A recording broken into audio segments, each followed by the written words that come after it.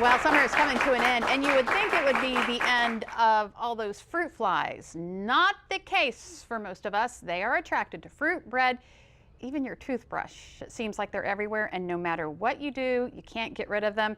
Our next guest is here to help, and Jenny Rosenkrantz is with the University of Maryland Extension Office. Thank you so much. Sure. This is like an SOS because I hate this time of year only because of that. Right. They're everywhere. Why do we see them in September and October?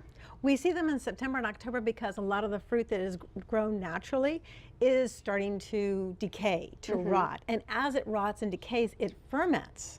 And the fruit flies go for that. So, like for instance, if you've got some beautiful fruit in your kitchen like this, you want to make sure it's all plastic. Right. You don't want to have real fruit. And if you have real fruit, you want to keep it in the refrigerator.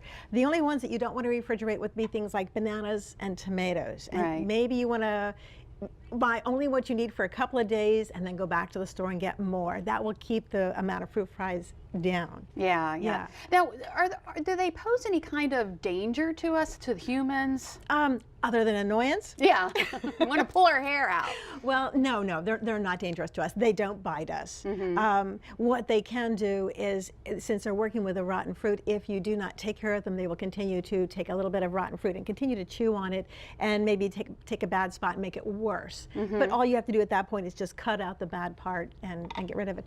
But by saying that, one of the things you need to do is you want to go ahead and clean out your sink at least once or twice a week. Really? Really, really good with well, a lot of people don't realize, but there's like kind of a slime in the sink. So if you can put some either vinegar, ammonia, or bleach down the sink, not a lot, just like a half a cup, and let it sit for a while and then rinse it, that will get rid of a lot of that nasty stuff. Because I can imagine, because sometimes they get into the garbage. Yes. And if they're nibbling on stuff in the garbage and they come onto your fruit. Well, you don't want to have that, yes. But for the most part, if they're in the garbage, they're going to stay there.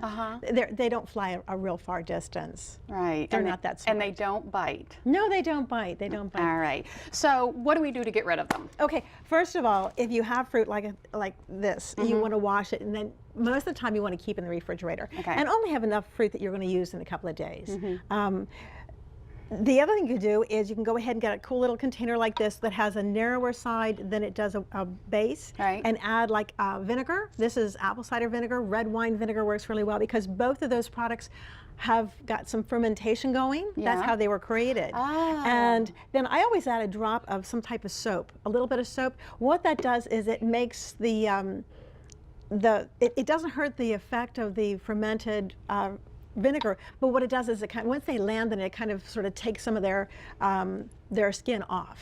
And it makes them impossible to fly. And then of course the other thing you do is put a little bit of like some type of plastic wrap over top of it, and then take the tines of the fork, poke maybe 1 or 2 holes in it, and then they'll go in, but they can't come out. The other thing is you need to change this 2 to 3 times a week. So it's always fresh. I've had a lot of people that, well, I just left it on the counter. Yeah, just change it a couple of times. Well, you almost have to, because I've done this before, and I end up with just literally hundreds and hundreds, maybe thousands of fruit flies in the bottom, and they kind of get, you don't want to look at them anymore. It could look ugly, yes. Yeah, so I just pour them down the drain. Yes, that works. That works. And then again, you want to go ahead and wash them down, and maybe a little bit of vinegar. Well, I would say ammonia or bleach, just to clean it down. Clean it down. Now, is there any way we can keep them from getting in our house anyway? You mentioned fruit, not leaving it out. Sure. They're attracted to light. So if you have, like with your kitchen and all that, and you have screens, they're so tiny they can go through screens. So close the curtains at night. That helps. Close the windows at night. That helps. Have a bug light, which is sort of a yellow light instead of a white light. That helps. Because once they get in, they can multiply. Yes. Inside your house. Oh my heavens, they hatch out. They can lay eggs. The female can lay eggs like 500 to 2,000. Oh my goodness. And they hatch out in 2 days. Really? And then they're ready to have more babies in 5 days. So you want to break that cycle. Yeah, you definitely. And so we follow these. They eventually go away. Yes.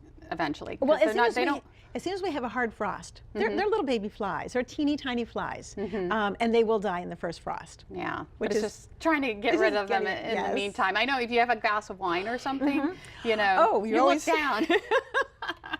They like red wine. I've noticed that. You just have to keep brushing them away from it. Right, right. Well, we actually took this question to Facebook because, and by the response we got, everybody has this problem. So we asked them, how do you get rid of the fruit flies? And Judy Campo said, put a really ripe banana or anything sweet smelling in a plastic grocery bag.